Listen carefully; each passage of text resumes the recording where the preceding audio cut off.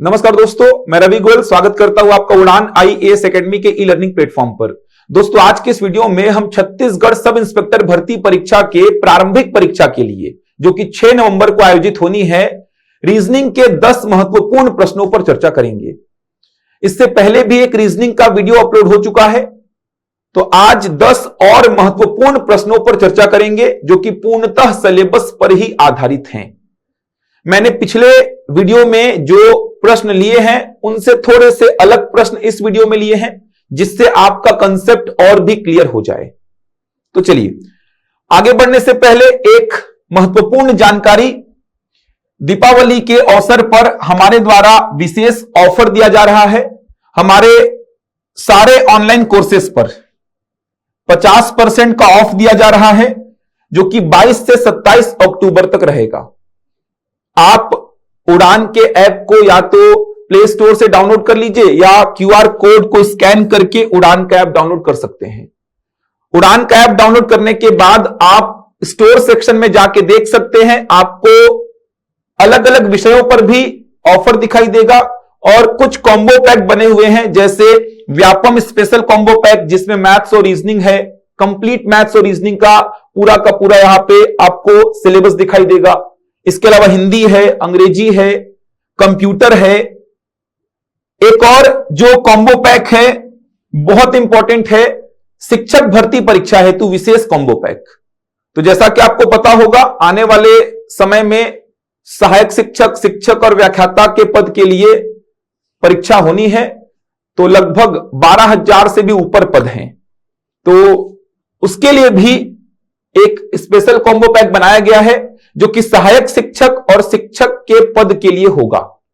अगर आप सहायक शिक्षक और शिक्षक के पद के लिए तैयारी कर रहे हैं तो इस कॉम्बो पैक को आप परचेस कर सकते हैं। जो मेन विषय हैं वो सारे विषय आपको इस कॉम्बो पैक में दिखाई देंगे। जैसे मैं बात करूं, बाल विकास और शिक्षा शास्त्र वो होगा, मैथ्स होगा, हिंदी होगा, अंग्रेजी होगा, कंप्यूटर होगा, पर्यावरण अध्ययन होगा। तो जो मुख्य विषय हैं जिनका बहुत बड़ा वेटेज है, वो सारे विषय इस कॉम्बो पैक में आपको दिखाई देंगे। तो 22 से 27 अक्टूबर तक अगर आप कोई भी कोर्स परचेस करते हैं तो आपको 50% का ऑफ दिया जा रहा है। तो जरूर आप इस ऑफर का लाभ उठाएं। अधिक जानकारी के लिए आप दिए गए नंबर पर संपर्क कर सकते हैं, आपको सारी जानकारी दे दी जाएगी। चलिए स्टार्ट करते हैं। देखिए, आज का जो पहला प्रश्न है वो आप देख पा रहे हैं, ये पासा का प्रश्न है, डाइस का। देखिए प्रश्न क्या है, थोड़ा समझते हैं। तो ये आपकी प्रश्न आकृति है और ये उत्तर आकृति है। अब प्रश्न यहां पे क्या पूछेगा, तो प्रश्न ये पूछेगा कि जब आप इस खुले पासे को बंद करेंगे तो इन चारों में से कौन सी स्थिति प्राप्त हो सकती है। समझ आ रहा है? ये खुला पासा है, मतलब पासे को जब आप खोल देंगे तो पासे को खोलने पर आपको इस प्रकार की कोई आकृति दिखाई देगी। अब प्रश्न ये पूछ रहा है कि जब इस पासे को मैं बंद करूंगा, जब इस पासे को मैं बंद करूंगा तो इनमें से कौन सी आकृति बन सकती है, ये पूछ रहा है। तो इस पासे को बंद करने पर इनमें से कौन सी आकृति बन सकती है, ये पूछ रहा है। तो चलिए देखते हैं कैसे आपको इस पासे को बंद करना है। खुला पासे का प्रश्न है ये खुला पासा है, इसको बंद करने पर आपको इनमें से कौन सी आकृति दिखाई दे सकती है। ऐसा नहीं कि वही आकृति हमेशा बनेगी, प्रश्न ये पूछेगा कौन सी आकृति बन सकती है बंद करने पर। अभी आपको समझ में आएगा। देखो, तो खुले पासे को बनाने के बहुत सारे तरीके होते हैं, बहुत सारे तरीके। जैसे आपको पता होगा, पासा मतलब इसमें 6 फलक होंगे। तो एक खुले पासे का स्थिति ये भी है, ये भी क्या है, खुला पासा है। समझ आ रहा है? ये देखिए, ये भी एक खुला पासा है, इसमें 6 फलक दिखाई दे रहे हैं आपको। इसमें मैं लिख दिया 1, इसमें मैं लिख दिया 2, इसमें लिख दिया 3, ये 4, ये 5, ये 6। तो ये क्या है, खुला पासा है, ओपन डाइस है। खुला पासा, खुला पासा बोलने का मतलब क्या है, ओपन डाइस है। अब इसको बंद करूंगा तो कैसा दिखाई देगा ये। तो आप इसको कैसे बंद करेंगे, थोड़ा सा इमेजिन करिए। पासे को खोल दिया हूं, अब देखिए बंद पासा अगर आप देखेंगे तो उसका फ्रंट व्यू आपको ऐसा दिखाई देगा। समझ आ रहा है? अगर बंद पासा होगा तो उसका फ्रंट व्यू, सामने से बंद पासा कैसा दिखाई देगा, तो सामने से अगर बंद पासे को देखेंगे तो सामने से बंद पासा आपको ऐसा दिखाई देगा। मतलब ये 3 फलक आपको दिखाई देंगे जो कि एक दूसरे के अगल बगल वाले होंगे। लेकिन खुला पासा है, मतलब 6 के 6 फलक आपको दिखाई देंगे। तो ये कोई खुला पासा है, मैं बोला इसको बंद करना है, तो बंद करने पर ये कैसा दिखाई देगा। तो आपको तो पहले यह समझना होगा कि बंद करने पर कौन किसके विपरीत होगा। जैसे बंद करूंगा तो क्या होगा, देखो कैसे बंद करूंगा, थोड़ा सा इमेजिन करते हैं। इस प्रश्न को अभी छोड़ो, मैं बोला ये कोई खुला पासा है, इसको मैं बंद करूंगा तो ये कैसा दिखाई देगा, थोड़ा सा समझते हैं इसको। कैसे बंद करूंगा, ये वाले फलक को उठाऊंगा तो ये वाला फलक ऐसे बन जाएगा, उठेगा ऐसा। जैसे कार्टून को बंद करते हैं वैसा इमेजिन करो। तो मैं इसको उठाऊंगा तो ये ऐसा बन जाएगा 1, इसको उठाऊंगा तो ये ऐसा बन जाएगा 3, इसको उठाऊंगा तो ये ऐसा बन जाएगा 6, इन दोनों को उठाऊंगा तो ये 5 बनेगा और 4 ऊपर से आके इसको ढक देगा। सोच पा रहे हैं? शॉर्टकट बताऊंगा मैं, लेकिन एक बार मैं पूरे डिटेल में आपको समझा रहा हूं कि कैसे आपको सॉल्व करना है। देखिए 1 वाले को उठाएंगे तो 1 वाला ऐसा आएगा, 3 वाले को उठाएंगे तो 3 वाला ऐसा आएगा, 6 वाले को उठाएंगे तो 6 वाला ऐसा आएगा। इन दोनों को उठाइए तो 5 ऐसा आएगा और 4 ऊपर से आके ऐसा बंद कर देगा। तो कहने का मतलब जो है 2 और 4 एक दूसरे के विपरीत होंगे, बिल्कुल होंगे। 1 और 3 एक दूसरे के विपरीत होंगे, 1 और 3 एक दूसरे के विपरीत होंगे। इसके अलावा 5 और 6 एक दूसरे के विपरीत होंगे, तो 5 और 6 एक दूसरे के विपरीत होंगे। तो जब मैं इस वाले खुले पासे को बंद करूंगा तो आपको समझना है कि ये 5 ऐसा बनेगा, 6 ऐसा बनेगा, 1 ऐसा बनेगा, 3 ऐसा बनेगा और 4 ऊपर से ढक देगा सबको। तो 4 और 2 विपरीत, 1 और 3 विपरीत, 5 और 6 विपरीत। सोच पा रहे हैं ऐसा? अभी शॉर्टकट बताऊंगा मैं, कितना इमेजिन नहीं कर पाएंगे आप, उस केस में क्या करना है। फिर भी आपको मैं समझा रहा हूं कि कैसे सोच सकते हैं आप। अब इस पासे को बंद करना है तो पासा कैसा दिखाई देगा। तो इस पासे को जब मैं बंद करूंगा तो आपको यह समझना है कि भाई 2 और 4 विपरीत होने चाहिए, 1 और 3 विपरीत होने चाहिए, 5 और 6 विपरीत होने चाहिए। मतलब 2 और 4 विपरीत होने चाहिए, कहने का मतलब अगल बगल नहीं दिखाई देने चाहिए। अगर अगल बगल दिखाई दे रहे हैं मतलब वो इस पासे की बंद स्थिति नहीं हो सकती। क्यों? क्योंकि 2 और 4 तो विपरीत हैं, तो अगल बगल तो हो ही नहीं सकते वो। तो अगर किसी स्थिति में आपको 2 और 4 अगल बगल दिखाई दे रहे हैं मतलब वो बंद स्थिति इस खुले पासे की नहीं हो सकती। 1 और 3 विपरीत होने चाहिए, अगर किसी पासे में आपको 1 और 3 अगल बगल दिखाई दे रहे हैं मतलब वो स्थिति इस पासे की नहीं हो सकती।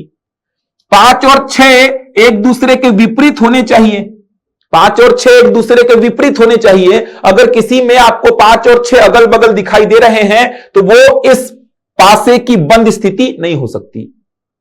तो क्या क्या स्थिति बन सकती है, थोड़ा सा सोचते हैं कि क्या क्या स्थिति बन सकती है। देखो तो इस पासे को बंद करूंगा तो पासा ऐसा दिखाई दे सकता है क्या, दे सकता है क्या, 2 1 5 दे सकता है क्या, ऐसा बिल्कुल दे सकता है।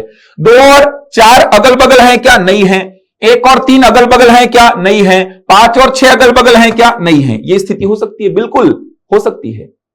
यही होगी ऐसा नहीं है, यह हो सकती है, यह स्थिति हो सकती है। क्या बताओ, ये देखो एक और मैं बना दिया, यहां पे लिख दिया 1 3 और 4। इस पासे को बंद करने पर यह स्थिति बनेगी क्या, तो आप बोलेंगे सर 2 और 4 एक दूसरे के विपरीत हैं, अगल बगल नहीं है, बिल्कुल नहीं है। 1 और 3 एक दूसरे के विपरीत है, लेकिन यहां पे तो 1 और 3 एक दूसरे के अगल बगल हो गए। ये तीनों एक दूसरे के अगल बगल वाले फलक हैं, तो 1 और 3 तो अगल बगल हो गए, होने कैसे चाहिए थे, विपरीत। तो यह स्थिति नहीं बन सकती।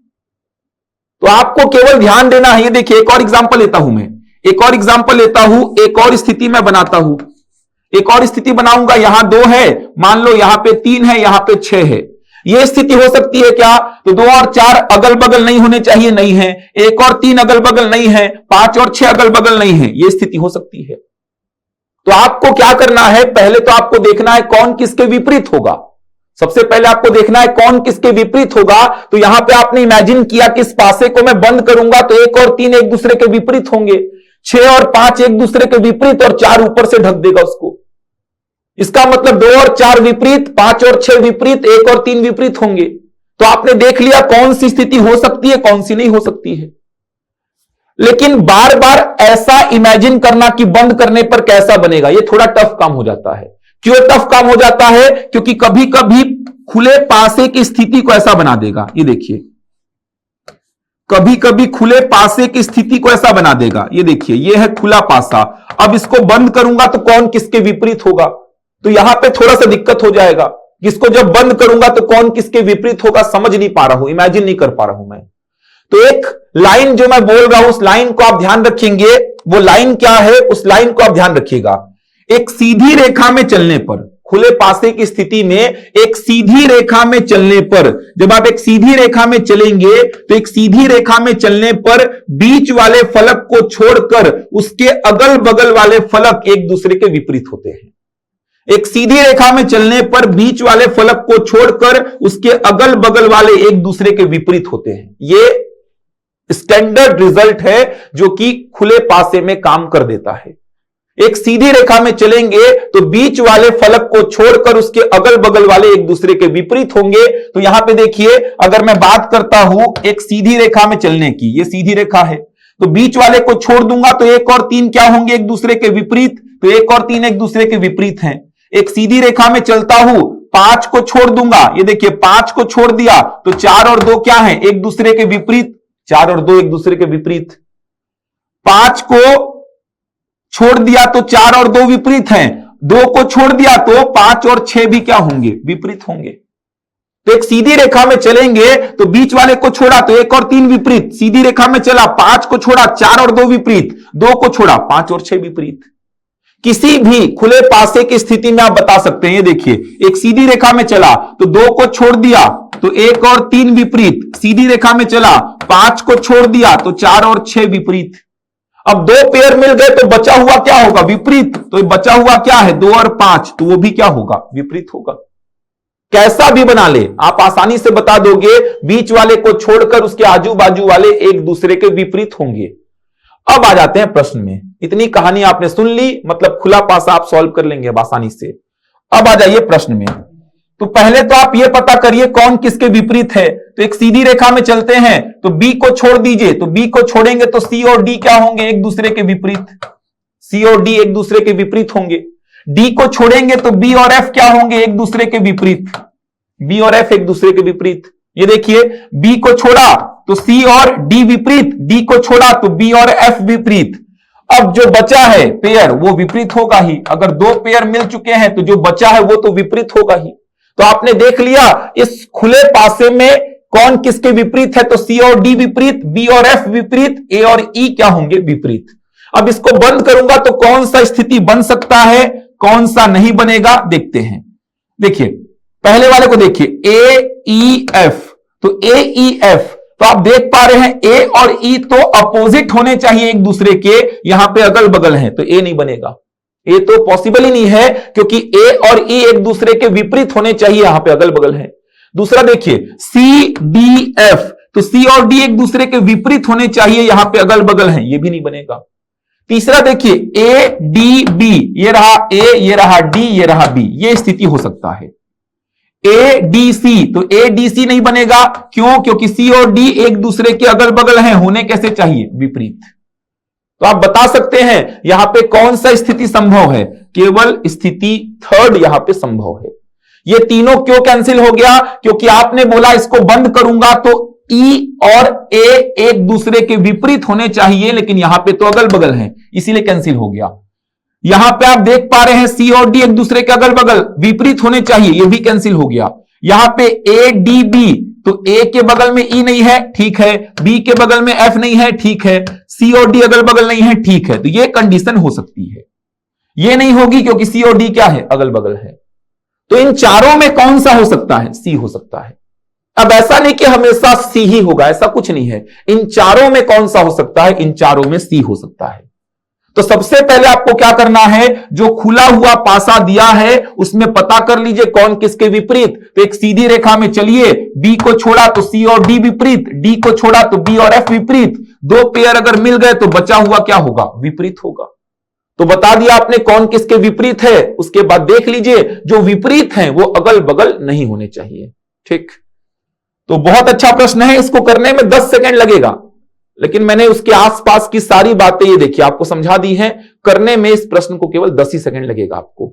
चलिए बढ़ते हैं अगले प्रश्न की ओर। देखिए अगला प्रश्न क्या है, यदि किसी निश्चित कूट भाषा में बैड को 7 तथा SAP सैप करके लिखा है कुछ, इसको 9 लिखा जाता है, तो उसी भाषा में बैन BAN को किस प्रकार लिखा जाएगा। तो ये कोडिंग डिकोडिंग का प्रश्न है। इस प्रकार के प्रश्न की बात की गई थी कमेंट में, किस प्रकार के प्रश्नों का क्या अप्रोच होगा, वो अप्रोच को सिखाओ। ठीक, ये प्रश्न करना कोई बड़ी बात नहीं है, मेन अप्रोच की बात है कि ऐसे प्रश्नों में अप्रोच क्या होगा। तो जैसा कि मैंने आपको बताया था, अंग्रेजी वर्णमाला जो है उसमें अक्षरों के नंबर आपको पता होने चाहिए पहले तो मैं लिख रहा हूं फिर से, देखिए ये अंग्रेजी वर्णमाला पूरा लिखेंगे आप, PQRSTUVWXYZ। नंबरिंग आपको पता होना चाहिए, याद होना चाहिए, याद करेंगे तो आसान रहेगा। ये देखिए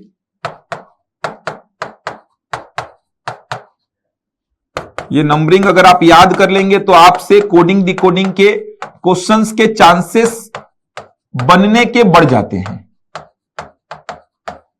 चलिए अब बात करते हैं क्या कोड, कैसे कोड कर सकते हैं, उसको डिकोड कैसे कर सकते हैं। मतलब अगर प्रश्न बनाना होगा तो कोड कितने प्रकार से किया जा सकता है, कैसे आपको अप्रोच को समझना है। चलिए तो स्टार्ट करते हैं इस प्रश्न को। तो पहले इस प्रश्न को देखते हैं क्या है। देखिए बैड, बैड को क्या बोल रहा है 7, तो BAD बैड को लिखा है 7 और SAP को क्या लिखा है 9। अब इस प्रश्न को समझिए, आपको यह समझना है 7 लिखा है 9 लिखा है, तो सबसे पहले तो जो अक्षर लिखे गए उनके आप नंबर्स लिख दीजिए। तो B का नंबर क्या होगा 2, A का नंबर क्या होगा 1 और D का नंबर क्या होगा 4, S का नंबर क्या होगा 19, A का नंबर क्या होगा 1 और P का नंबर क्या होगा, तो P का नंबर होगा 16। ठीक, देख सकते हैं P का नंबर 16 है, A का 1, S का 19 है, B का 2 है, A का 1 है, D का 4 है। अब इन दोनों के कोड को पता करेंगे, वही कोड लगेगा कहां पे, बैन में लगेगा। तो 4 1 5 2 7, यहां पे तो सीधे सीधे मिल गया कि 4 1 5 2 7, तो 7 लिख दिया गया है। यहां पे जोड़ देगा 2 और 1 3, 3 और 1 3 और 4 कितना 7 लिख दिया गया है। यहां पे देखिए जोड़ेंगे तो क्या आएगा 16 और 1 17, 17 और 19 कितना हो जाएगा, तो 17 और 19 को जोड़ेंगे तो कितना होगा 36 हो रहा है। जोड़ के देखिए, इसको जोड़ेंगे तो कितना हो रहा है 36, लेकिन लिखा कितना है 9। आपको समझना है यहां से कि जब भी कोड जो है वो एक ही अंक का होगा, जब भी कोड एक ही अंक का होगा तो मैक्सिमम चांसेस हैं कि उसने क्या किया है, बीजांक का यूज किया है। जब भी कोड एक ही अंक का होगा तो मैक्सिमम चांसेस है कि उसने क्या किया है, उसने बीजांक का यूज किया है। बीजांक क्या होता है, तो जब संख्या के अंकों को जोड़ देते हैं तो जो योग आता है, ये देखिए जैसे 24 का बीजांक अगर मैं बोलूंगा तो 2 और 4 को जोड़ेंगे तो क्या आएगा 6। तो संख्या के अंकों को जोड़ दीजिए तो आपको क्या मिलता है, बीजांक, और बीजांक हमेशा एक ही अंक का प्राप्त होता है। बीजांक जो है वो एक ही अंक का प्राप्त होता है, एक ही अंक का होता है। तो यहां पे 24 मतलब 2 और 4 को जोड़ा क्या आ गया 6। जैसे मान लीजिए 719 का लिखना है मेरे को बीजांक, तो 7 और 1 8, 8 और 9 कितना 17। अब 17 का वापस से क्या लिखूंगा 1 और 7 कितना 8। तो जब भी कोड एक ही अंक का है इसका मतलब कहीं ना कहीं बीजांक का यूज हुआ है।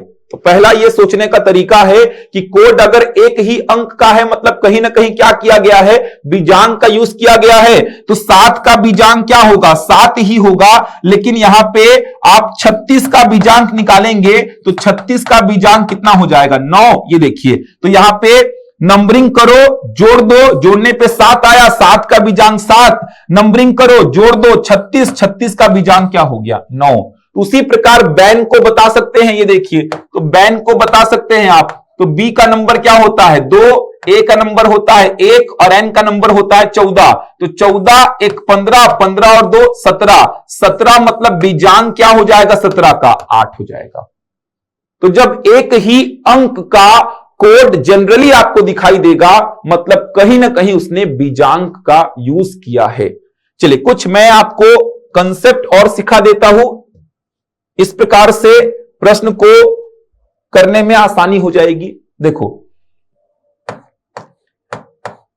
जैसे मान लीजिए एंड लिखा हुआ है, राम लिखा हुआ है और एक सीता लिखा हुआ है, समझेंगे। एंड लिखा हुआ है, राम लिखा हुआ है, सीता लिखा हुआ है। तो पहला पैटर्न क्या होगा कोड करने का? पहला पैटर्न ऐसा कुछ होता है, इसको कोड किया है ऐसा कुछ, ये देखिए एंड को लिखा है 011404, राम को लिखा है ऐसा 1801 और 13, तो सीता को पूछ लिया क्या कोड करेगा। तो पहला पैटर्न तो ये चलता है, समझ आ रहा? मैं अलग से बता रहा हूं आपको, प्रश्न तो खत्म हो चुका है, मैं अलग से बता रहा हूं कि कोड किस प्रकार से किए जाते हैं, क्या अप्रोच आपको फॉलो करना है। तो एंड का कोड कैसे किया है? तो ए का 01, नंबरिंग एकदम दिमाग में याद कर लो, एन का 14 और डी का 04, आर का 18, ए का 01 मतलब 1 को 01 लिखा है, एम का कितना होता है 13। तो सीता का कोड आसानी से बता सकते हो आप। कैसे बताओगे? एस का होता है 19, आई का क्या होता है? आई का 9 होता है, 9 को क्या लिखेंगे 09, टी का क्या होता है 20, ए का क्या होता है 1, 1 को क्या लिखेंगे 01। समझ आ रहा है? ये मिल गया सीता का कोड। अब इसी में खेल खेलेगा वो, समझ आ रहा है? इसी में खेल खेलेगा। कैसे खेल खेलेगा समझो, अब इसी में कैसे खेल चलने वाला है देखो। अब कितने प्रकार से वो खेल खेल सकता है। वो 01 ना लिख के क्या लिखेगा 02, तो 14 ना लिख के कितना लिखेगा 15, और 4 ना लिख के क्या लिखेगा 5। ये देखो, मतलब जो इसका प्लेस वैल्यू है अंग्रेजी वर्णमाला में उससे एक बढ़ा के लिख दिया।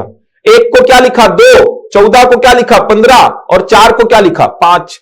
यहां पे बढ़ा के लिख देगा, 18 ना लिख के कितना लिखेगा वो 19, यहां पे क्या लिखेगा 2 और यहां पे क्या लिखेगा 14। आर का प्लेस वैल्यू 18, 18 ना लिख के 19 लिख दिया, 1 ना लिख के 2 लिख दिया, 13 ना लिख के 14 लिख दिया। तो वैसे ही सीता का आप बता देते 19 होता है एस का प्लेस वैल्यू, 19 ना लिख के 20 लिखेंगे। आई का 9 होता है, 9 को 09 ना लिख के 10 लिखेंगे। टी का 20 होता है, 20 को 20 ना लिख के 21 लिखेंगे। ए का 01 होता है, 01 ना लिख के 02 लिखेंगे। कुछ भी खेल खेल सकता है। क्या खेल खेलेगा और देखो, ये देखो और क्या खेल खेल देगा। ऐसा ना लिख के वो क्या करेगा, उसके प्लेस वैल्यू में हो सकता है 4 गुना कर दे। 01 का 4 गुना कितना हो जाएगा 04, तो 14 का 4 गुना कितना हो जाएगा 56, 04 का 4 गुना कितना 16। उसी प्रकार यहां पे कर दिया 18 का 4 गुना 72, 01 का 4 गुना 04, 13 का 4 गुना 52। ये देखिए ऐसा कर दिया। तो यहां पे क्या करेंगे 19 का 4 गुना, 19 चौको क्या होता है 19 दूनी 38, 19 चौको 76, 19 दूनी 38, 19 तिया 57, 19 चौको कितना होता है 76। तो यहां पे क्या लिखेंगे आप 76। अब 09 का 4 गुना 36, 20 का 4 गुना 80 और 01 का 4 गुना 4। ये देखो, मतलब ऐसा कुछ कोड आया, ऐसा कुछ कोड आ रहा है, मतलब आपको समझना है कि कहीं ना कहीं वो उसके नंबरिंग के साथ खिलवाड़ कर रहा है। तो सबसे पहले मैंने क्या बताया, एंड का कोड ऐसा किया, मतलब सीधे सीधे ए का नंबर 1 को 01, एन का 14 और डी का 4। तो राम में आर का 18 दिया है, ए का 01 और एम का 13, मतलब नंबरिंग लिख रहा है। तो सीता का बता दोगे, सीता का कैसे बताओगे आप? तो सीता में बता दोगे एस का 19 होता है, आई का 9 मतलब 09, टी का 20 और ए का 01 हो गया। अब वो ये जो नंबरिंग है एक्चुअल में उन अक्षरों की उसके साथ खिलवाड़ करेगा। वो 1 ना लिख के उसके आगे वाला लिख दिया है, वो एन का 14 ना लिख के उसके आगे वाला, डी का 4 ना लिख के उसके आगे वाला, आर का 18 ना लिख के उसके आगे वाला, ए का 1 ना लिख के उसके आगे वाला, एम का 13 ना लिख के उसके आगे वाला। तो आप भी क्या करेंगे, एस का 19 ना लिख के उसके आगे वाला, आई का 9 ना लिख के उसके आगे वाला, टी का 20 ना लिख के उसके आगे वाला, ए का 1 ना लिख के उसके आगे वाला। कुछ भी खिलवाड़ कर सकता है। वो ए का नंबर होता है 1, उसका 4 गुना लिख दिया है। एन का होता है कितना 14, 14 का 4 गुना 56, डी का होता है कितना 4, 4 का 4 गुना 16। आर का 18, 18 का 4 गुना 72, ए का 1, 1 का 4 गुना 4, एम का 13, 13 का 4 गुना 52। तो आप भी लिख देंगे एस का 19, 19 का 4 गुना 76, आई का होता है 9, 9 का 4 गुना 36, टी का 20, 20 का 4 गुना 80, ए का 01, 01 का 4 गुना 04। मतलब ऐसा कुछ कोड आया तो आपको समझना है कहीं ना कहीं वो क्या किया है, उनके प्लेस वैल्यू जो उनका नंबरिंग है उनके साथ खिलवाड़ कर रहा है। ये पहला पैटर्न हो गया। अब दूसरा पैटर्न क्या होगा? दूसरा पैटर्न ये होगा, वो एंड को क्या लिख देगा देखो, तो वो एंड को लिख देगा 19। वो राम को क्या लिख देगा, तो वो राम को लिख देगा, ये देखिए क्या लिखेगा, देखिए जोड़ देगा 13 और 1 14, 14 और 18 कितना हो जाएगा 32। तो सीता को पूछ लेगा क्या लिखेगा। तो आपको समझना है इस प्रकार का नंबरिंग किया है, मतलब उनके नंबरिंग को पहले आप अपने मन में सोच लो, उसके साथ कुछ चेंजेस करो तो आपको मिल जाएगा। अब 2 अंकों वाला कोई संख्या है कोड के रूप में, 2 अंकों वाली संख्या, तो 2 अंकों वाली कोई संख्या अगर कोड के रूप में है, 2 अंकों वाली संख्या अगर कोड के रूप में है, इस बात को समझो, 2 अंकों वाली संख्या अगर कोड के रूप में है तो आपको ध्यान देना है नंबरिंग को जोड़ना है, नंबरिंग को जोड़ना है। तो ए का नंबर क्या होता है 1, एन का 14, डी का 4, 14 4 18, 1 19, मैक्सिमम चांसेस ये हैं। आर का क्या होता है 18, ए का होता है 1, एम का 13, जोड़ दो तो 3 1 4, 4 8 12 का 2, 2 और 1 3। तो आप सीता का बता सकते हैं, इसका क्या होता है 19, आई का क्या होता है 9, टी का 20 और ए का क्या होता है 1। कितना हो जाएगा 20, 9 29, 1 30 धन 19, कितना हो जाएगा 49। अब इसमें वो खेल खेल सकता है, 19 ना लिख के 1 बढ़ा के लिख देगा, तो यहां पे 32 ना लिख के 1 बढ़ा के लिख देगा, तो 49 ना लिख के 1 बढ़ा के लिख देगा।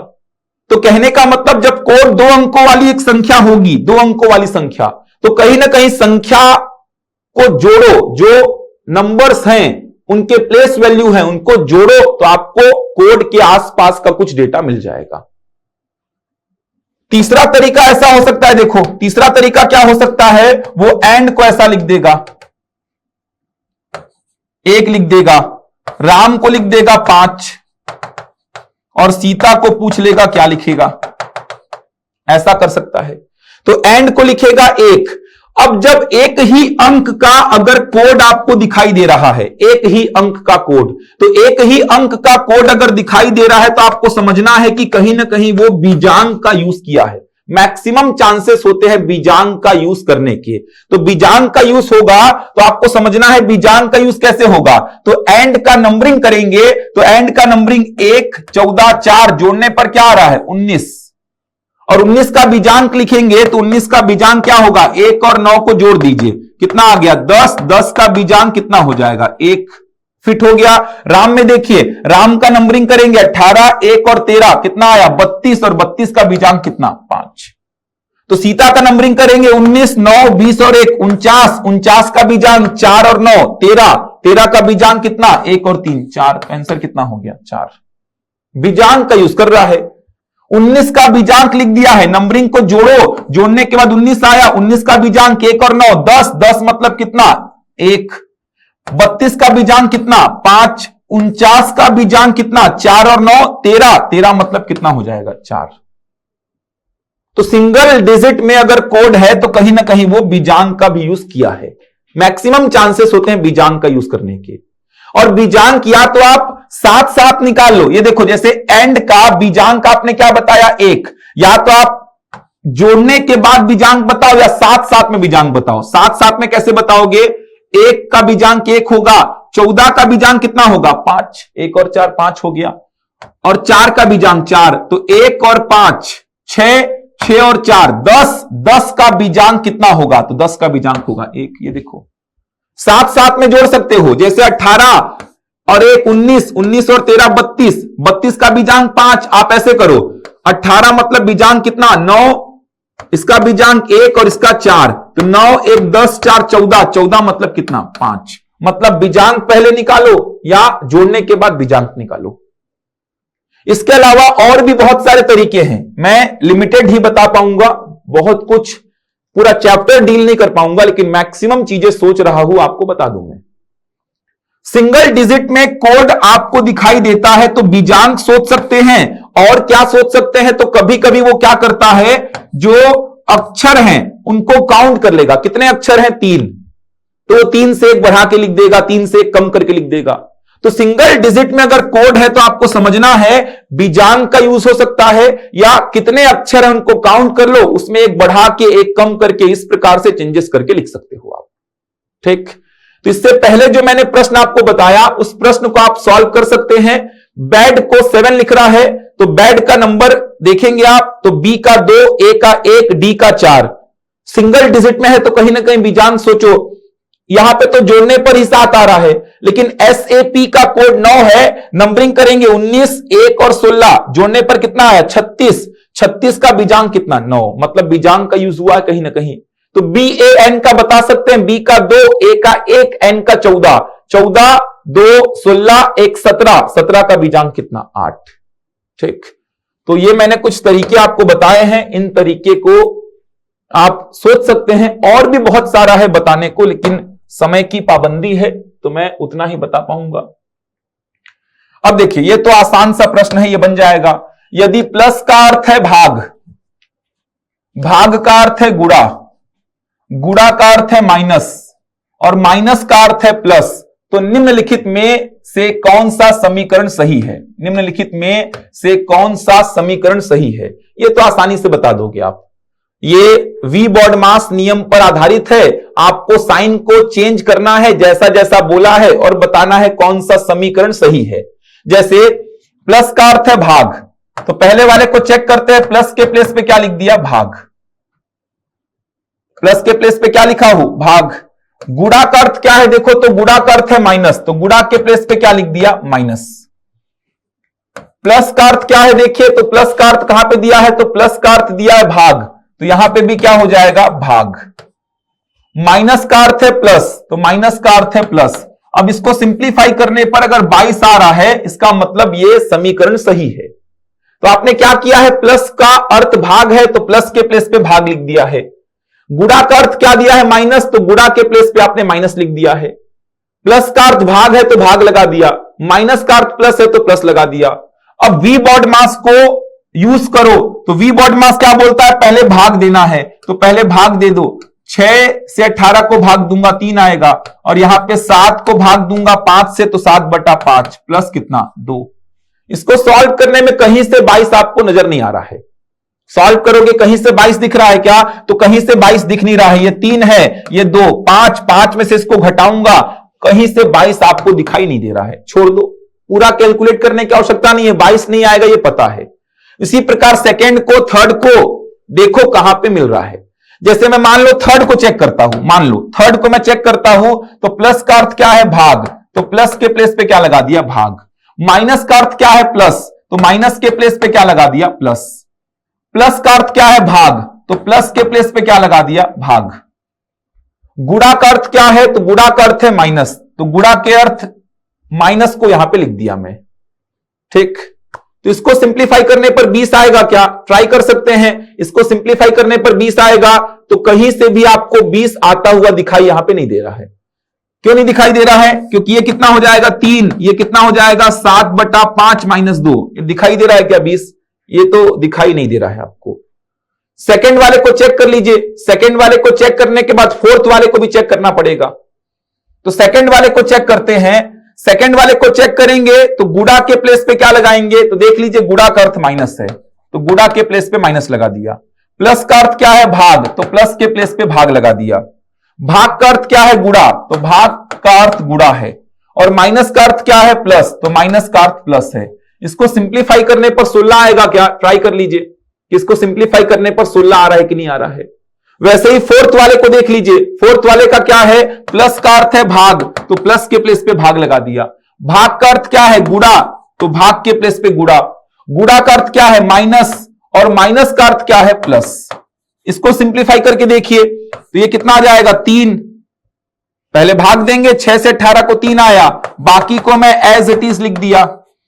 3 सते कितना हो गया, 21, -5 धन 2, तो कितना आएगा, 21 में 5 जाएगा, 16। 21 प्लस का है, 5 माइनस का, 16, 16 और 2 18। ये देखिए डी वाला सही बैठ रहा है, डी वाला सही बैठेगा। आप जब साइन को चेंज करोगे दिखाई देगा यार, मतलब इतना दिखाई दे देगा, ये 3 आएगा, ये 7/5, तो कहीं ना कहीं आप देखेंगे तो 22 नहीं बन रहा है। इसको सिंप्लीफाई करने पर कहीं ना कहीं आप देखेंगे तो आपको समझ में आ जाएगा। समझ आ रहा है? आपको पूरा कैलकुलेशन करने की आवश्यकता नहीं है, डी वाला यहां पे सही सही बैठ रहा है, तो आपको पूरा कैलकुलेशन करने की आवश्यकता नहीं है, कहीं ना कहीं आपको आंसर दिखाई देगा। तो आप इसमें साइन को चेंज करना, प्लस को क्या लिखना, भाग बोला है, भाग को क्या लिखना है, गुणा, गुणा को क्या लिखना है, माइनस, और माइनस को क्या लिखना है, प्लस।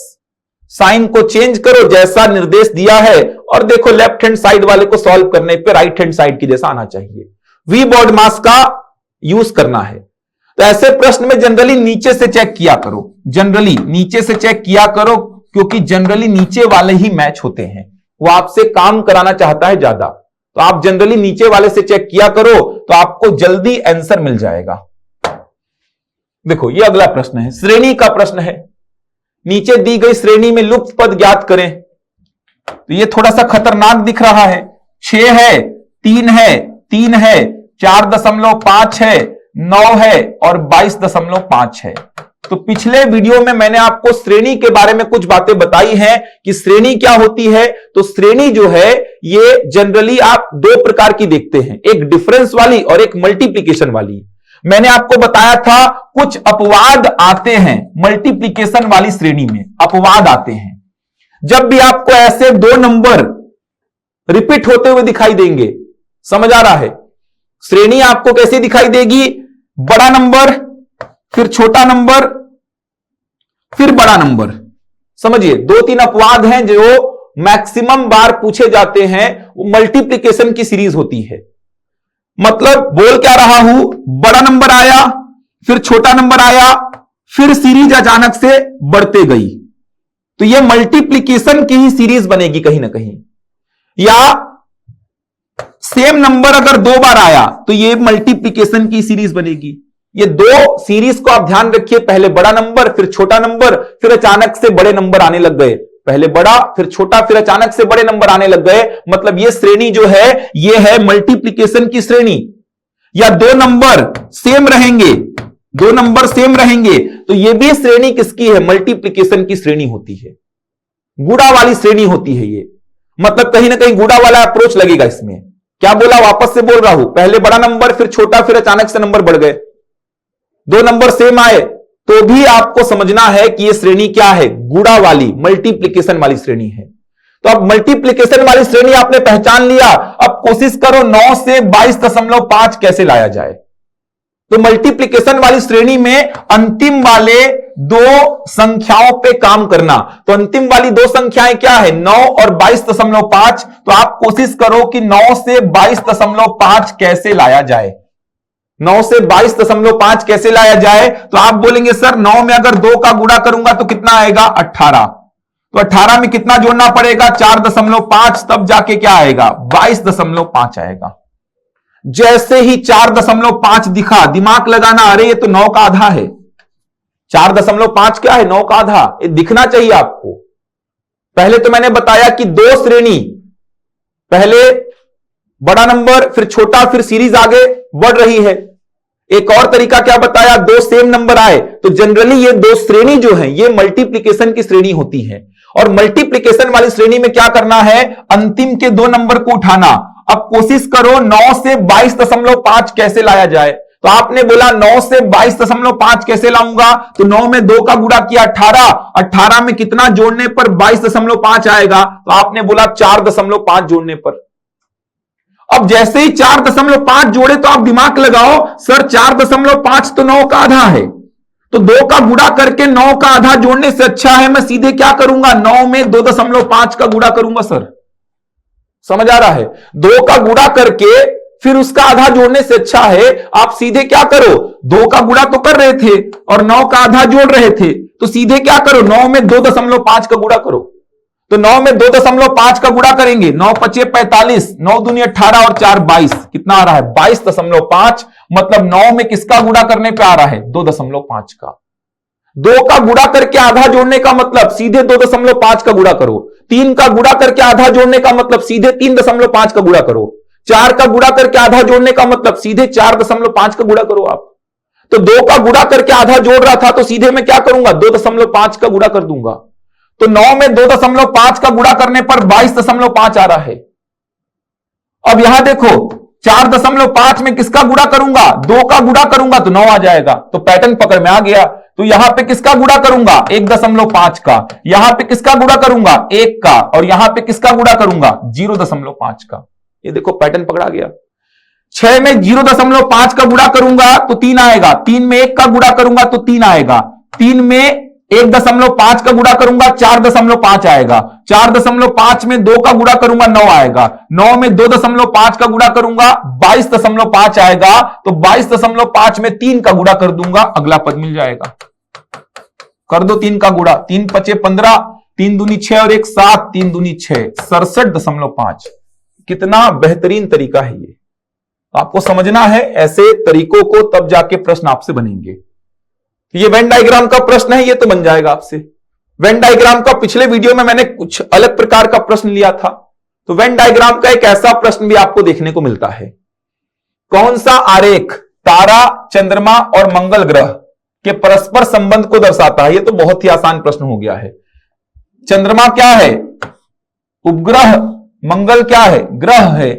ये तीनों ही अलग अलग हैं, तारा भी अलग है, चंद्रमा भी अलग है, और मंगल ग्रह भी क्या है, ये तीनों ही अलग अलग हैं। मतलब ये तीनों अलग अलग हैं, तो ऑप्शन बी, अगर इसको मैं बी बोल रहा हूं तो ये वाला डायग्राम, वेन डायग्राम, इन तीनों के मध्य संबंध को दर्शा रहा है। इसको देखो, निम्नलिखित दी गई उत्तर आकृतियों में से कौन सी प्रश्न आकृति को पूरा करेगी? तो इसको कौन सी आकृति पूरा कर रही है, देख सकते हैं। ये भी बहुत ज्यादा टफ है नहीं।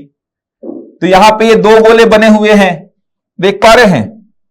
यहां पे ये 2 गोले बने हुए हैं, यहां पे 2 बने हुए हैं, तो यहां पे 1 बना है, तो यहां पे भी कुछ ऐसा बनना चाहिए, यहां पे 1 बनना चाहिए, अब बीच में ऐसा डॉट होना चाहिए। तो इसमें तो बी ही मैच हो रहा है, बस समझ आ रहा है। इधर 2 बना है, इधर 2 बना है, इधर 1 बना है, तो इधर 1 बनना चाहिए, ऐसा कुछ बनना चाहिए। देखो ऐसा कुछ बनना चाहिए। ये तो आसान सा है, ये देखो। और ये वाला कैसा बनेगा, तो ये वाला ऐसा बनना चाहिए, ये देखो ऐसा। तो आप देख पा रहे ऑप्शन बी करेक्ट हो जाएगा। तो आकृति को पूर्ण कर लिया करो। मैंने पिछले वीडियो में भी आपको बोला था आकृति को पूर्ण करने का कोशिश किया करो। तो आकृति को पूर्ण करेंगे तो आपको आंसर बी दिखाई देगा, आसानी से आप देख पा रहे आंसर बी हो जाएगा। यह सादृश्यता का प्रश्न है। इस प्रकार का प्रश्न मैंने आपको पिछले लेक्चर में भी बताया था। 248 का संबंध 3 के साथ है, तो 328 का संबंध किसके साथ होगा, यह पूछ रहा है। यह सादृश्यता का चिन्ह है। सादृश्यता का मतलब होता है समानता। जो समानता इस साइड है वही समानता इस साइड होनी चाहिए। तो आप देख सकते हैं 248 से 3 कैसे लाया जाए। 248 और 3 में संबंध बिठाओ, ये तो दिमाग लग जाएगा। मैंने तो क्वेश्चन बनाया है तो मेरा दिमाग सीधे वहीं पे काम कर रहा है, समझ आ रहा है। मैंने ये क्वेश्चन लिया है तो मेरा दिमाग तो सीधे काम कर रहा है कि 8 से 24 को डिवाइड कर दो। ये देखो 8 तरीका 24, तो क्या 8 से 32 को डिवाइड करने पे 4 ऑप्शन में है, 4 लगा के आगे बढ़ जाओ। ठीक, मेरा दिमाग तो काम कर रहा है। फिर भी और अप्रोच क्या होगा, तो जब भी एक संख्या बड़ी और एक संख्या छोटी होगी तो कभी कभी ऐसा भी दिखाई देता है कि उस संख्या के अंकों का योग करके कुछ तिकड़म करना होगा। ऐसा भी कभी कभी फॉलो करना पड़ जाता है। यहां पे तो खैर बहुत आसान है। 8 से 24 को भाग दिया 3, 8 से 32 को भाग दूंगा 4 आएगा। तो यहां पे तो खैर आसान है ये। ठीक, चलिए बढ़ते हैं अगले प्रश्न की ओर। देखिए अगला प्रश्न क्या है, तो ये लुप्त पद का प्रश्न है। ये 30 है, ये 22 है, ये 36 है, ये 11 है, ये 18 है, ये 15 है, ये क्वेश्चन मार्क 44 और 60। तो आपसे बोल क्या रहा है, देखिए आपसे बोल क्या रहा है, लुप्त पद बताना है। अब लुप्त पद यहां पे बताना थोड़ा सा टफ काम हो गया है। टफ क्यों हो गया है, तो उस कारण को समझिए। टफ होने के पीछे का कारण क्या है, क्योंकि ये नंबर जो है वो आसपास के ही हैं। ये देखिए 36, 30 और 22, 2 छोटे नंबर होते एक बड़ा होता, तो 2 छोटे वाले से एक बड़े वाले को लाने का ट्राई करता। 2 बड़े होते एक छोटा होता, तो 2 बड़े वाले से एक छोटे वाले को लाने का ट्राई करता। लेकिन यहां पे तो तीनों आसपास के नंबर हो गए। अब तीनों आसपास के नंबर हो गए तो किससे किसको लाऊं, समझ में ही नहीं आ रहा है। इन दोनों से 22 को लाऊं, इन दोनों से 30 को लाऊं, इन दोनों से 36 को लाओ, कुछ समझ में ही नहीं आ रहा है। तो रैंडम चेक करो, कुछ दिमाग नहीं काम कर रहा है। तो जनरली होता क्या है, दो नंबर बड़े होते हैं एक छोटा, तो दो बड़े वाले से एक छोटे वाले को लाने का ट्राई करते हैं। दो छोटे होते हैं एक बड़ा, तो दो छोटे वाले से एक बड़े वाले को लाने का ट्राई करते हैं। लेकिन यहां पे तो दिक्कत ही दिक्कत है। रैंडम करते हैं, चलो ट्राई। 36 और 30 का अंतर कितना? 6 से 22 आएगा क्या? नहीं आएगा। 30 और 22 का अंतर 8 से 36 भी नहीं आ रहा है। क्या कर सकते हैं? तो कुछ भी यहां पे दिमाग काम नहीं कर रहा है। 36 और 30 को जोड़ के देखिए कितना आ रहा है? 66। यहां से कुछ पकड़ा रहा है क्या? 66 और 22 यहां से कुछ पकड़ में आएगा आपको। 66 और 22 यहां से पकड़ में क्यों आएगा? क्योंकि 66 में 2 6, 22 में 2 2 है, मतलब कुछ पकड़ में आएगा। तो क्या मैं इन दोनों को जोड़ूंगा तो 66 आएगा? बिल्कुल। 66 से 22 ला सकता हूं क्या? तो 66 को भाग दूंगा किससे? 3 से, तो कितना आ रहा है? 22। ऐसा कुछ हो रहा है क्या कि दो नंबर को जोड़ के 3 से भाग देने पर तीसरा नंबर आ रहा है? ट्राई करो। दो नंबर को जोड़ के तीसरे को प्राप्त करने के लिए योग को 3 से भाग देना है। तो यहां पे देखो, तो दो नंबर को जोड़ो, तो इन दोनों को जोड़ूंगा तो कितना आएगा? 26। 26 को 3 से भाग दूंगा, 18 नहीं आएगा। इन दोनों को जोड़ के देख लो, इन दोनों को जोड़ने पर कितना आ रहा है? तो 8 5 13, ये देखिए 33। 33 को 3 से भाग दूंगा, क्या आ रहा है? 11 आ रहा है। समझ आ रहा है? तो आपको मिल गया कहीं ना कहीं। तो आपको यह समझना है कि किन्हीं भी दो नंबर को जोड़ के उसको भाग देना है किससे? 3 से, तब जाके तीसरा नंबर मिलेगा। तो यहां पे पहले ट्राई कर लो कि 44 और 60 को जोड़ूंगा, तो 44 और 60 को जोड़ूंगा तो 104 आएगा। 104 को 3 से भाग दूंगा, तो आपका कोई ऑप्शन मैच हो ही नहीं रहा है, मतलब कि इन दोनों को नहीं जोड़ना है। अब क्या करेंगे? अब तो थोड़ा सा लेंदी काम हो गया। अब ऑप्शन उठा उठा के चेक करेंगे। 44 के साथ 45 को जोड़ूंगा, तो 44 के साथ 45 को जोड़ूंगा तो कितना आएगा? 3 से भाग देने पर 60 आएगा क्या? नहीं आएगा। 60 के साथ 45 को जोड़ के 3 से भाग दो, तो 60 के साथ 45 को जोड़ूंगा तो 105। 105 को 3 से भाग दूंगा तो 35 आ रहा है, मतलब यह ऑप्शन तो खत्म हो चुका है। समझ पा रहे हैं?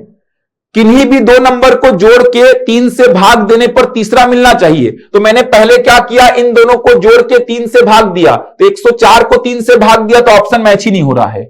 उसके बाद मैंने पहला ऑप्शन उठाया, 44 और 45 को जोड़ा, कितना आएगा? 44 और 45 89। 89 को 3 से भाग देने पर 60 नहीं आएगा। तो 60 के साथ 45 को जोड़ के देखा, 105। 105 को 3 से भाग देने पर 44 नहीं आएगा। अगला ऑप्शन उठाइए 54। 54 को 44 के साथ जोड़िए, तो 54 को 44 के साथ जोड़ूंगा तो कितना आएगा? 5 और 4 9, 4 और 4 8। 98 को 3 से भाग देने पर 60 नहीं आएगा। 60 के साथ 54 को जोड़िए, तो 60 के साथ 54 को जोड़ूंगा तो कितना आएगा? 114। 114 को 3 से भाग दीजिए, 3 त्रिका 9, 3 अट्ठे 24। यह ऑप्शन भी खत्म हो गया है। 72 को उठाइए, 72 को 44 के साथ जोड़िए, तो 72 को 44 के साथ जोड़ूंगा तो 72 और 44 कितना आएगा? देखिए 116। 116 को 3 से भाग दूंगा तो 60 नहीं आएगा। तो 60 और 72 को जोड़िए, 60 और 72 को जोड़ूंगा तो 60 और 72 को जोड़ने पर कितना आएगा? 132। 132 को 3 से भाग दूंगा, 44 आ रहा है, मतलब आंसर क्या हो जाएगा? 72 हो जाएगा। टफ क्वेश्चन हो गया है। किन्हीं भी दो नंबर को जोड़कर तीसरे को प्राप्त करने के लिए 3 से भाग देना पड़ेगा। तो एक बार वापस से मैं बता देता हूं, यहां पे 30 और 36 को जोड़े आप, 30 और 36 को जोड़ने पर 66। 66 को 3 से भाग दिया तो 22 आया। यहां पे 15 और 18 को जोड़े, 15 और 18 को जोड़े, तो 15 और 18 को जोड़ने पर क्या आया? 33। 33 को 3 से भाग दिया तो क्या आया? 11। तो यहां पे क्या करोगे आप? यहां पे आप क्या करोगे? देखो पैटर्न कैसा मिल रहा है। इन दोनों को जोड़े और 3 से भाग दिए, फिर इन दोनों को जोड़े, 3 से भाग दिए, तो यहां पे इन दोनों को जोड़ के 3 से भाग देंगे तो क्या आना चाहिए? 44। ये पैटर्न मिल गया। अब समझ आ रहा? मेहनत करोगे तो पैटर्न अपने आप मिल जाएगा आपको। तो इन दोनों को जोड़ के भाग दूंगा मैं किससे? 3 से। तो 60 में क्या जोड़ के 3 से भाग दूं जिससे 44 आ जाए? तो 72 जोड़ के भाग देंगे 3 से, तो 44 आ जाएगा। तो ये अच्छा प्रश्न है। इस प्रकार के प्रश्न व्यापम पूछ लेता है। यदि किसी निश्चित कोड भाषा में हु आर यू, इसको वो क्या कर रहा है? 4 3 2 से रिप्रेजेंट कर रहा है। They is you, they is you, इसको रिप्रेजेंट कर रहा है 4 8 5 से। They are dangerous, they are dangerous, इसको वो रिप्रेजेंट कर रहा है 2 9 5 से।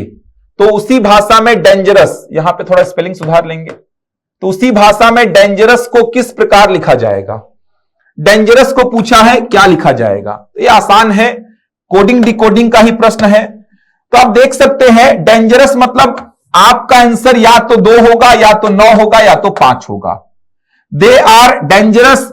अब यहां पे दे का कोड 2 9 5 में से कुछ भी हो सकता है, आर का कोड 2 9 5 में से कुछ भी हो सकता है, डेंजरस का कोड 2 9 5 में से कुछ भी हो सकता है। समझ आ रहा है? तो यहां पे आपको समझना है कि डेंजरस का कोड क्या आएगा। तो आप क्या करना, देखो डेंजरस कहीं और लिखा है क्या? जल्दी से देखो कितना आसान तरीका है। डेंजरस कहीं और लिखा है क्या? कहीं नहीं लिखा है। केवल डेंजरस कहां पे है? स्टेटमेंट 3 में है, मतलब उसका कोड भी केवल स्टेटमेंट 3 में होगा। सबसे आसान तरीका बता रहा हूं, डेंजरस जो है वो केवल स्टेटमेंट 3 में है। ये केवल स्टेटमेंट 3 में है, मतलब इसका कोड भी केवल और केवल स्टेटमेंट 3 में होगा। तो आप देखो 2 कहीं और है क्या? यहां है तो काट दो। 9 कहीं और है क्या? नहीं है तो 9 हो जाएगा। 5 कहीं और है क्या? काट दो। 9 हो गया। आंसर क्या आ जाएगा? 9। क्यों ऐसा हो रहा है? क्योंकि डेंजरस, अगर आप देख पा रहे हैं, डेंजरस का कोड जो है वो केवल और केवल जो है तीसरे में ही होना चाहिए। अगर डेंजरस तीसरे में है, कहीं और नहीं है, तो कोड भी केवल और केवल तीसरे में होना चाहिए। तो केवल तीसरे में 2 यहां पे है, हटा दो। 5 यहां पे है, हटा दो। 9 केवल तीसरे में है। 2 यहां है, मतलब वो डेंजरस का कोड हो ही नहीं सकता, क्योंकि डेंजरस अगर केवल तीसरे में है तो कोड भी केवल तीसरे में होना चाहिए।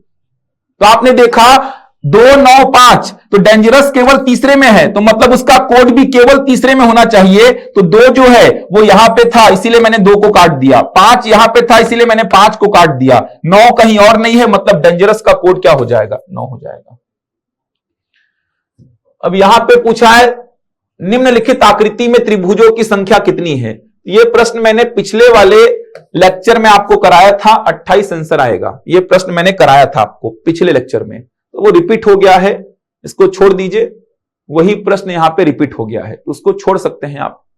एक प्रश्न मैं इस प्रकार का लेने वाला था इस बार। ये देखिए, इस प्रकार का प्रश्न बहुत पूछा जाता है।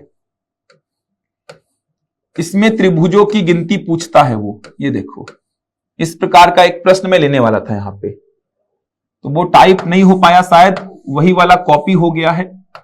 ये देखिए, इस प्रकार के प्रश्न जनरली पूछे जाते हैं, और खासकर व्यापम में ये प्रश्न बहुत बार पूछा जाता है। तो इसमें काउंट करने में थोड़ा दिक्कत हो जाता है। तो इसका एक शॉर्टकट मैं आपको बता देता हूं, जो थोड़ा काम आ जाएगा। इसका एक शॉर्टकट देख लो। शॉर्टकट क्या है समझना। जब तीनों भुजाओं में जो ट्रायंगल बनेंगे वो समान बनेंगे। यहां पे देख सकते हैं, पहला ट्रायंगल, दूसरा ट्रायंगल, तीसरा ट्रायंगल। ये वाले भुजा में भी पहला, दूसरा, तीसरा। ये वाले भुजा में भी पहला, दूसरा, तीसरा। जब तीनों भुजाओं में समान ट्रायंगल बनेंगे तो वहां पे एक ट्रिक काम करती है, एक शॉर्टकट काम करेगा, बताऊंगा। यहां देखो, पहला, दूसरा, तीसरा, चौथा, पहला, दूसरा, तीसरा, चौथा, पहला, दूसरा, तीसरा, चौथा। जब इस प्रकार से तीनों भुजाओं में समान ट्रायंगल बने, जैसे यहां पे 3 बन रहे हैं, इस भुजा में भी 3, इस भुजा में भी 3, यहां पे 4, यहां पे 4, यहां पे 4, तो क्या ट्रिक काम करती है समझो। आप ऐसा लिख देना 1 2 3। कितने बन रहे हैं? 3, तो आप ऐसा लिख देना 1 2 3। इसके बाद क्या करना, 1 को 1 लिखना, 1 में इस 2 को ऐड करना, कितना हो जाएगा? 3। समझ आ रहा है? 1 में इस 2 को ऐड करना, कितना हो जाएगा? 3। 3 में इस 3 को ऐड करना, कितना हो जाएगा? 6। बहुत आसान तरीका है। देखो, जब तीनों भुजाओं पर समान रूप से ट्रायंगल बने, 1 2 3, 1 2 3, 1 2 3, तो आप क्या करना, 1 2 3 ऐसा लिख देना। 1 को लिख दिया मैं क्या? 1। अब इस 1 में 2 को जोड़ा तो 3, इस 3 में 3 को जोड़ा तो 6। अब उसके बाद क्या करना, इन तीनों को आपस में जोड़ देना, तो 3 और 6 9, 9 और 1 कितना हो गया? 10। समझ आ रहा है? अभी 10 ट्रायंगल नहीं है। इसके बाद एक काम और करना है। वो काम क्या करना है, आपने सबसे पहले 1 2 3 लिखा, उसके बाद 1 को 1 लिखा, 1 में 2 ऐड किया, 3 में ऐड किया, 3 6, उसके बाद तीनों को ऐड कर दिया 10। उसके बाद क्या करना, जो योग आपने 10 लिखा है उसके ऊपर एक छोड़ के एक को देखना, तो एक छोड़ दो, इसको छोड़ दो, उसके ऊपर वाले को इसमें जोड़ दो, फिर उसके ऊपर वाले को छोड़ दो, उसके ऊपर कोई है तो जोड़ दो, ऊपर तो कोई है ही नहीं, तो आपका टोटल ट्रायंगल कितना बनेगा, 13। वापस से ट्रिक बता रहा हूं, बहुत इंपॉर्टेंट है, काम का ट्रिक है।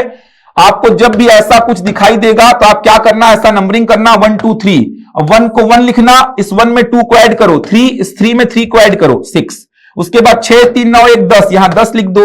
अब जो योग है उसके ऊपर वाले को छोड़ना, उसके ऊपर वाले को जोड़ना, फिर उसके ऊपर वाले को छोड़ना, उसके ऊपर कोई होता तो जोड़ता, लेकिन कोई है ही नहीं, तो योग के ऊपर वाले को छोड़ो, उसके ऊपर वाले को जोड़ो, फिर छोड़ो, फिर जोड़ो, कितना आ रहा है, 13 ट्रायंगल होंगे। काउंट भी कर सकते थे आप यहां पे, तो इसको देखो 1 2 3 4, तो एक को क्या लिखा, एक, इस एक में 2 को जोड़ा, कितना आ जाएगा, 3 में 3 को जोड़ा, कितना आ जाएगा, 6 में 4 को जोड़ूंगा, कितना आ जाएगा, 10। लिखूंगा ऐसा, एक को 1 लिखा, इस एक में 2 को जोड़ा, 3 में 3 को जोड़ा, 6 में 4 को जोड़ा, 10। उसके बाद इन सबको जोड़ दो, 10 6 16, 3 19 और 1 20। अब इसके बाद क्या करना है, 20 के ऊपर वाले को छोड़ दो, उसके ऊपर वाले को जोड़ दो, फिर उसके ऊपर वाले को छोड़ दो और उसके ऊपर वाले को जोड़ दो, 20 6 26 और 1 27। ये आपका ट्रिक बता रहा हूं, बहुत शानदार ट्रिक है।